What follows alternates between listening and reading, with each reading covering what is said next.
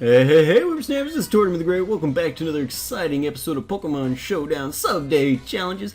This week we were doing Thunder Rainbow's suggestion of the Pet Challenge, and what that entailed was you make a team based around either your pets or the pets of people you know or famous pets, like from literature or movies or games or whatever, and you make a team out of them, and you go to town, and so this is Thunder's team. He led off with Meowth, and Thunder was telling me about how a mixture of a number of things, where they live, and allergies of him and people in his family, etc.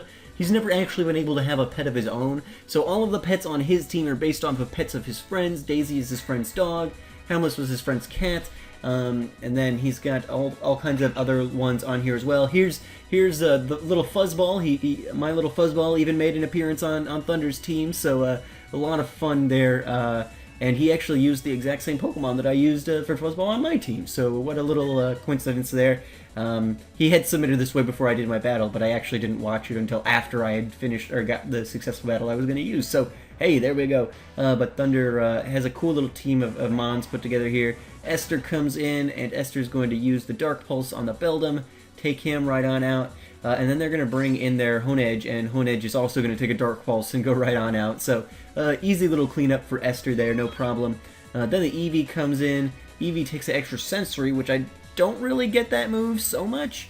I would have continued going for the Stab Dark Pulse, but hey, maybe he was running out of them, I guess, at that point. I don't know. But he U-turns out into Silly, and Silly is going to fake out here on the Eevee to finish off the rest of his HP.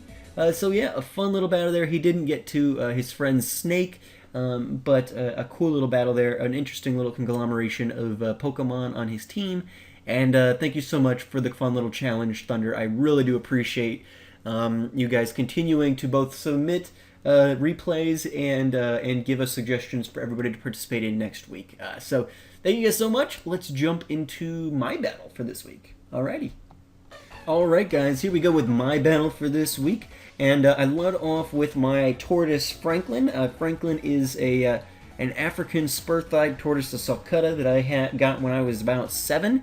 He's now, old enough to vote, not quite old enough to drink yet, but he's an old tortoise, and he is currently living with some friends of ours down in Florida because he would not appreciate the Midwestern climate at all. So Franklin comes out, he's my lead, he gets the rocks up, throws up some screens, he's got the light clay on him, so his screens are going to last a little bit longer. Then Fluffy comes in. Fluffy, obviously based off of my tortoise that we have right now. She's an Indian Star Tortoise, which is kind of in the same family as what Franklin is, but obviously from the India-Pakistan area. And she stays much smaller, so we're able to keep her inside as opposed to Franklin, who's, huge now. He being about 20 years old. So yeah, so he's staying with some friends, but Fluffy goes ahead and takes care of the Bonsley. Tommy then comes in and handles the Ella Kid for Fluffy, and she gets some rocks up after killing the Ella Kid, and goes down to Cranidos, and then Lol comes in.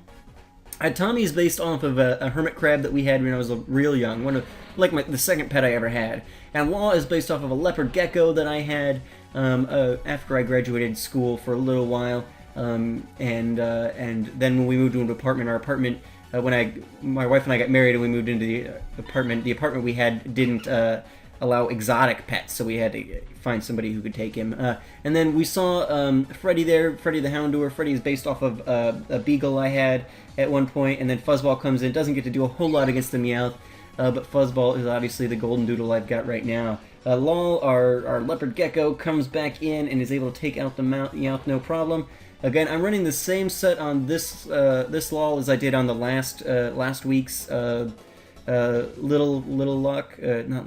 Tiny Tuesday, where I was making that new team. I had Law in there, and it's a choice scarfed Moxie Law, so I don't have to worry about Dragon Dancing because it's already get the speeds boost, and then it kills and gets the attack boost. Seems to be working relatively well for me, but yeah, so those are all my pets. I've had a couple of other pets. I had a goldfish named, we had 2 goldfish when I was younger. My older brother and I had some goldfish. It was Mario and Luigi, but I decided to fit some other pets on here as opposed to them. And I also had a box turtle at one point, Michelangelo, a Chinese box turtle.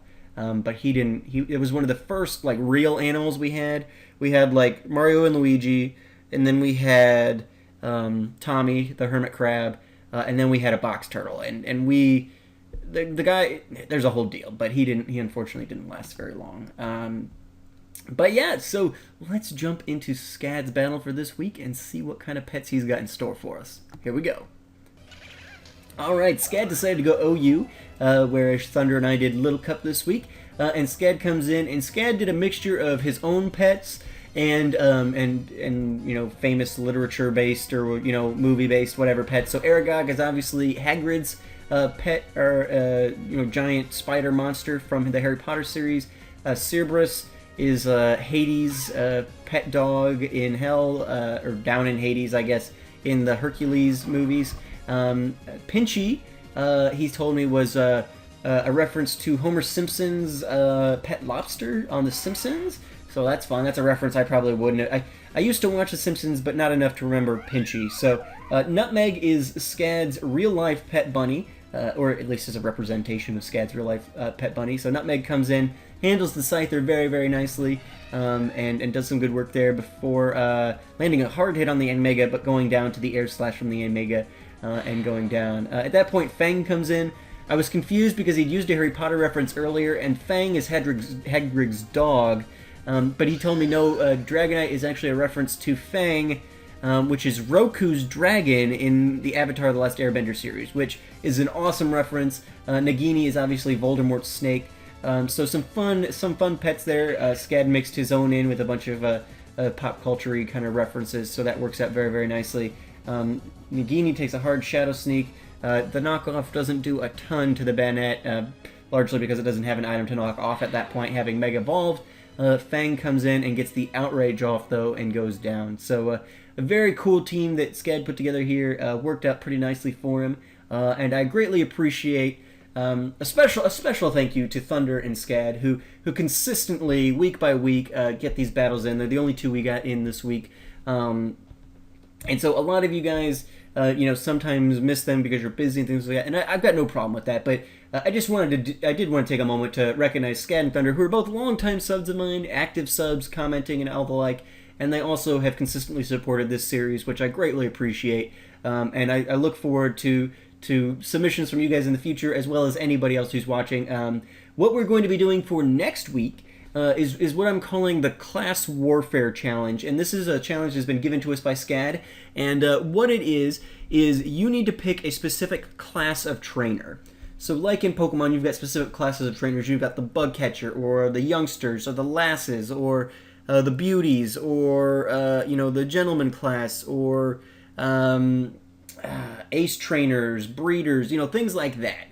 You need to pick a specific class of Pokemon, and then you need to go to the Bulbapedia page for that trainer class and pick out Pokemon build a team based on the Pokemon that trainer class typically uses. So you'll look at in the game what Pokemon have ever been used in their, you know, repertoire in the past. So you know, like the Bug Catchers, you look and, oh well, they've got all kinds of bug Pokemon, etc. You go, if you want to be a Bug Catcher, you look up the Bug Catchers page on Bulbapedia. I'm sure I'll have a link in the description down below to all the different kinds of trainer classes. I'm sure there's a list on there that I can pull up.